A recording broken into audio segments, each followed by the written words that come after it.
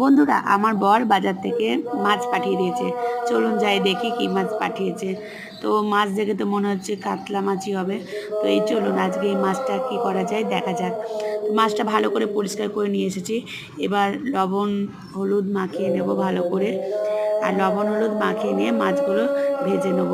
তবে মাছটা বেশি ভাজবো না, এই যে দেখুন এইরকমভাবে হালকা লাল করে ভাজবো। তো মাছটা ভাজার পর মশলা রেডি করে নিয়েছি।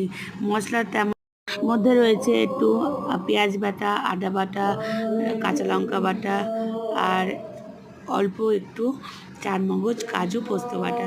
তো ওটা দিয়ে ভালো করে কষিয়ে নিয়ে তেল ছেড়ে গেলে টক দই দিয়েছি। টক দই দিয়ে একটু স্বাদ মতো লবণ, চিনি, হলুদ দিইনি, সামান্য দিয়েছি। দিয়ে এই যে এইরকম অবস্থা হয়ে গেছে, এক একে মাছগুলো ছেড়ে দিয়েছি, তেলও ছেড়ে দিয়েছে।